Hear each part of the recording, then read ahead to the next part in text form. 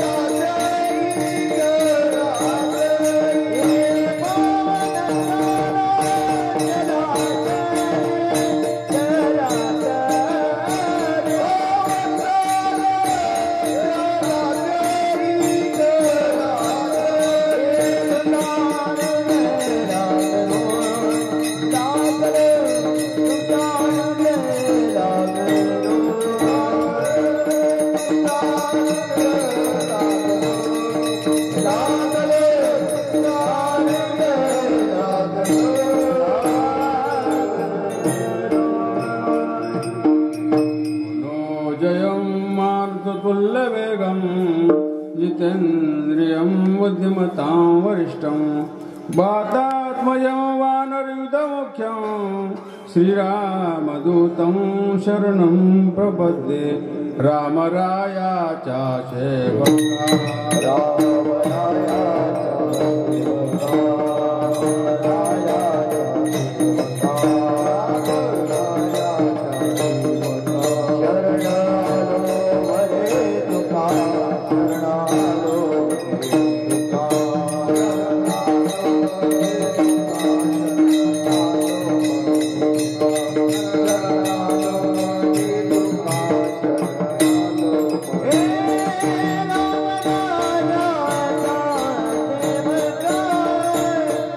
शरण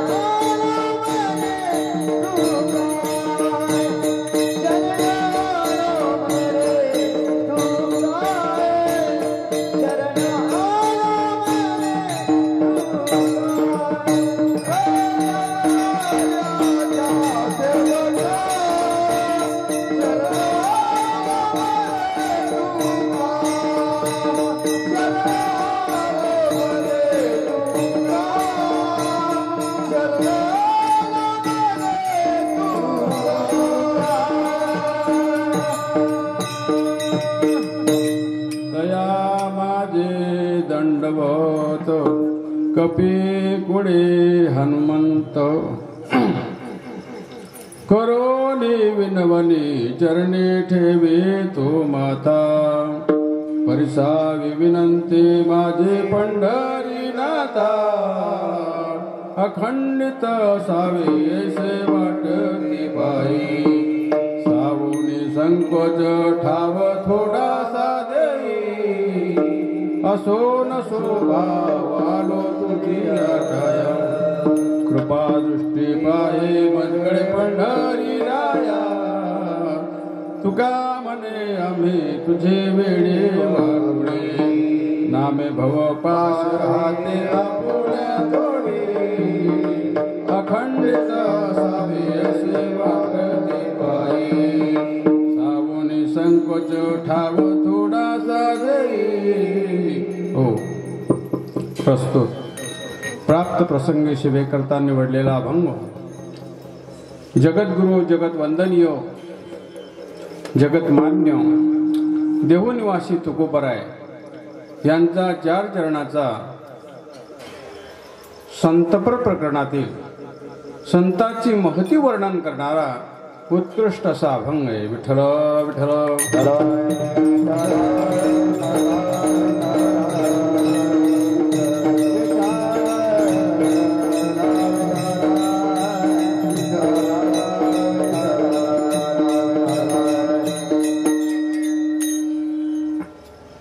आज या ठिकाणी हा जो काही आपला एक सोहळा आहे हा एक आनंद आहे. काळ निमित्त भगवंताच्या नामचिंतनासाठी निमित्त असावं लागत नाही. काळा वेळ नाम उच्चारिता नाही दोन्ही पक्ष पायी उद्धरते. भगवंताच्या नामचिंतनासाठी काळ लागत नाही वेळ लागत नाही. अशा प्रकारे चालत आलेला आपला हा बरोबर आहे ना का नाही पहिलं वर्ष आहे. चालत आलं म्हटल्यानंतर कसं आहे पारंपरिक म्हणतात त्याला. पण चालत आलेला असा शब्द आपण का वापरला लगा लक्षात घ्या. आपल्या हिवरखेडे गावामध्ये मर्यादा पुरुषोत्तम रामचंद्र प्रभू यांच्या प्रांगणामध्ये कीर्तन सप्ताह दरवर्षी साजरा आपण करतो. मोठी आनंदाची गोष्ट आहे. आनंदाची डोई आनंद तरंग हा देवाचा सोहळा. पण देवाच्या सोहळ्यामध्ये आनंद आहेच. पंढरपूरला आनंद आहे की नाही. पंढरपूर सारखा जो आनंद आहे तो कुठंच नाही. हे मी सांगत नाही तर तुकाराम महाराज सांगतात. महाराज पंढरपूर सारखे क्षेत्र नाही.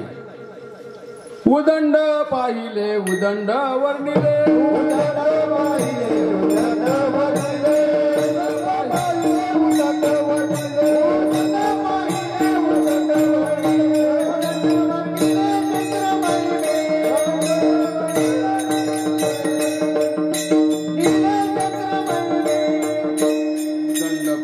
उदंड ऐकले उदंड वर्णिले क्षेत्र महिमे ऐशी संत जन ऐशी हरिचे दास ऐसा नाम घोष सांगा कुठे.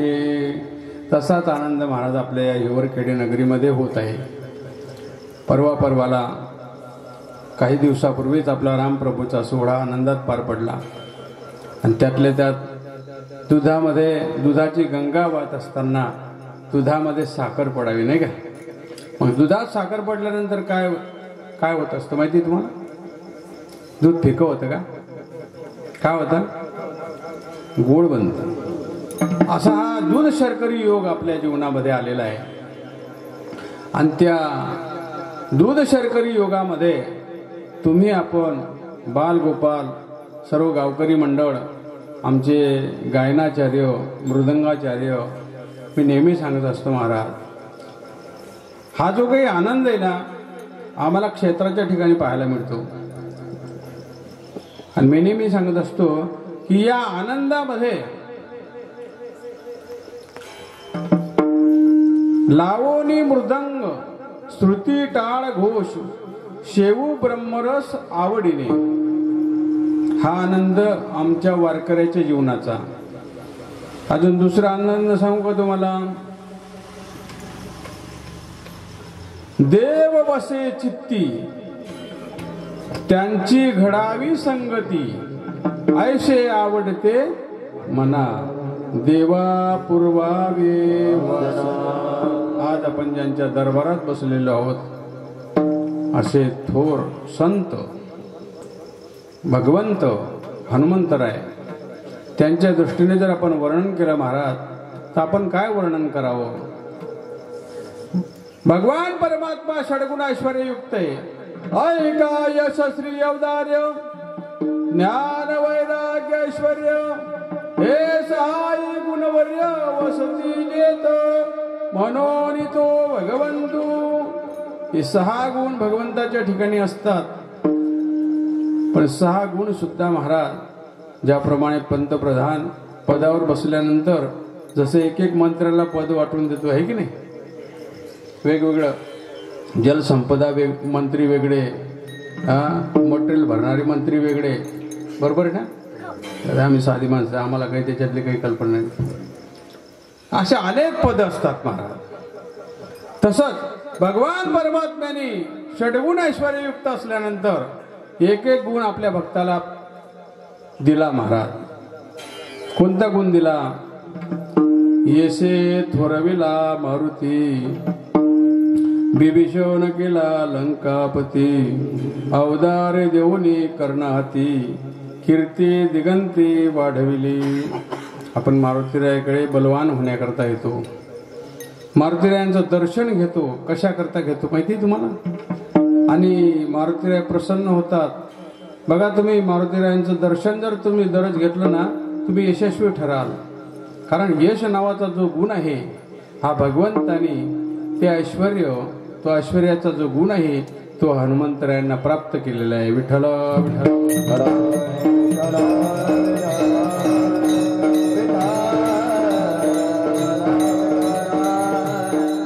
मला असं वाटतं तुकोबरायांचं साधू संतांचं प्रमाणे आहे की नाही?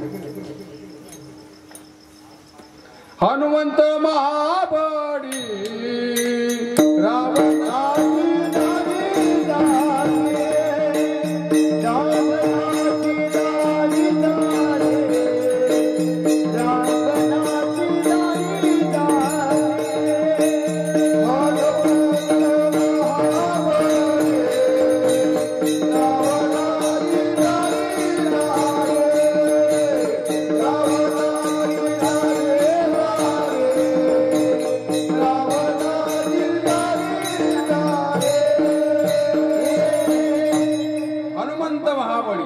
रावणाची जाळी जाळी. राम प्रभूच जाळी एली लंका धन्य धन्य म्हणे आमच्या तुकोबरांनी धन्यता द्यावी महाराज. एवढंच नव्हे, हनुमंतरायांचा काय अधिकार आहे. आपण त्यांच्या दरबारात आहोत, त्यांच्या दृष्टीसमोर आहे. त्यांचा अधिकार आपण बघितला पाहिजे. जे ब्रह्माच्या तुलनेला पोचलेले जगद्गुरु तुकोबर आहेत. तुकिता तुलने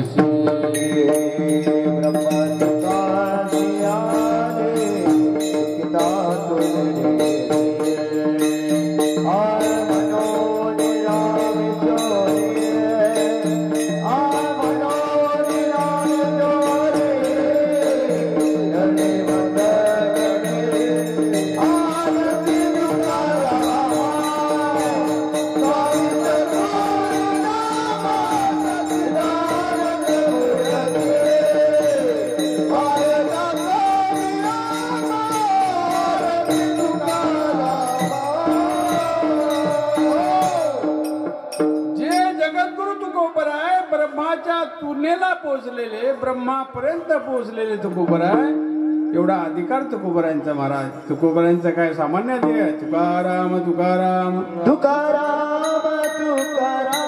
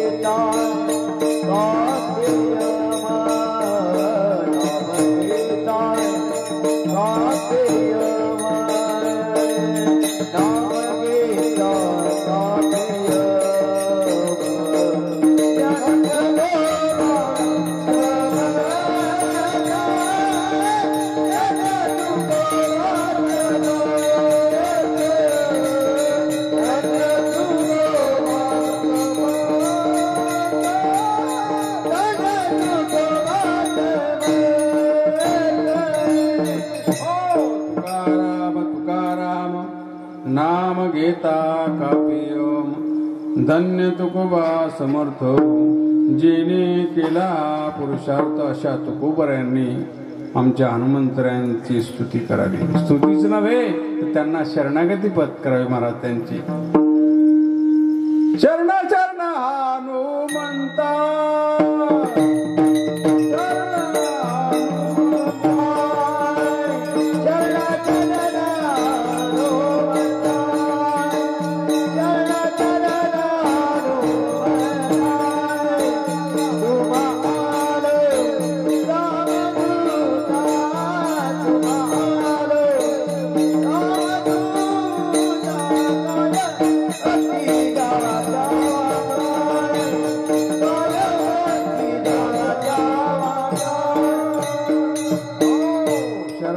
हनुमंता तुम्हालो रामदूता काय भक्तीच्या वाटा मज दावाव्या सुबटा. तुकोबऱ्यांना भक्तीचे वाटा माहिती नव्हते का? हा, त्याला नम्रता म्हणतात महाराज. जगद्गुरु तुकोबऱ्यांच्या ठिकाणी केवढी नम्रता सांगा. नम्र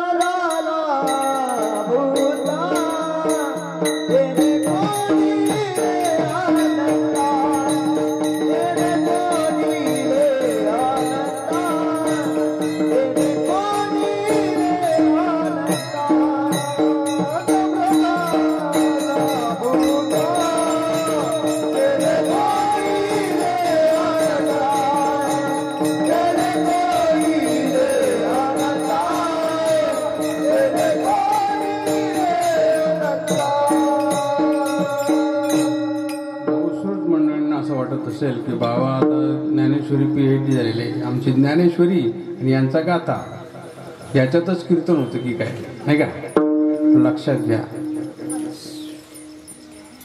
जगद्गुरु तुकोबऱ्यांच्या ठिकाणी नम्रता महाराज. एवढा अधिकार असताना जगद्गुरु तुकोबऱ्यांनी शरणागती पद केली. हनुमंतरायांना म्हणावं शरण शरण हनुमंता तुम्हालो रामदूता काय भक्तीच्या वाटा मज धावाव्या सुबटा. माणसाच्या ठिकाणी किंवा नम्रता असावी. नम्र झाला होता महाराजांनी सुंदर वर्णन केलं.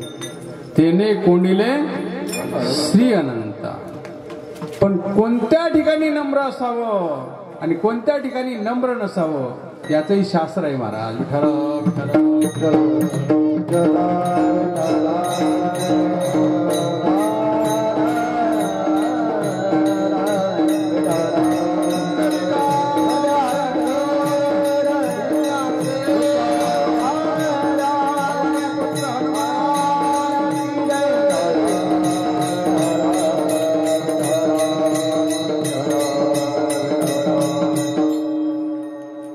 सांगायचं नाही पण तात्पुरतं सांगून जातो तुम्हाला. नम्र असावं. चला ज्ञानेश्वरीमध्ये. मला ज्ञानेश्वरीच्या व्यतिरिक्त काही सांगता येणार नाही पण सांगण्याचा प्रयत्न करतो. कारण बघा ज्याला असेल माथा त्यांनी वाचावा गाथा. ज्याला नसेल माथा त्यांनी काय वाचावा गाथा. तुम्हाला वाचायचं असेल तर ज्ञानेश्वरी वाचा आणि वाचायचं नसेल तर ज्ञानेश्वरी वाचू नका. ज्याला कसं मरावं असं वाटत असेल त्यांनी श्रीमद भागवत ऐकावं. ज्यांना संसारामध्ये कसं वागावं हे शिकण्यासाठी रामप्रभूची कथा, रामप्रभूचा आदर्श घ्या. विठ्ठल विठ्ठल.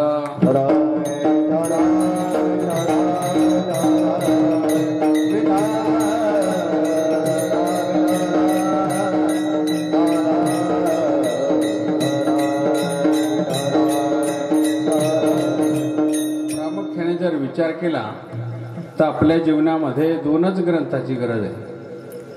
कोणत्या ग्रंथाची गरज आहे? दोनच ग्रंथाची आहे. ज्ञानोबराय वर्णन करतात तुम्ही जन्माला आल्यानंतर माणसाच्या जीवनामध्ये या देहरूपी गावाला आल्यानंतर मला सांगा, तुम्हाला अवघड काही सांगत नाही, अगदी सोप्या भाषेमध्ये सांगतो. ज्ञानोबरायांच्या माणसाच्या जीवनात किती सोहळे होतात माऊली?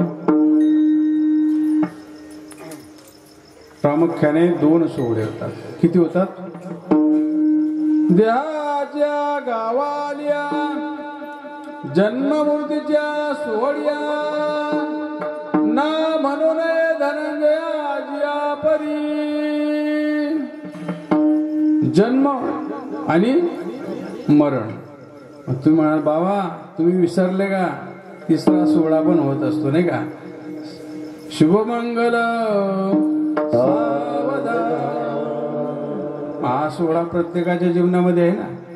नाही महाराज, हा सोहळा आपण टाळू शकतो, पण प्रामुख्याने दोनच सोहळे असतात, विठ्ठल विठ्ठल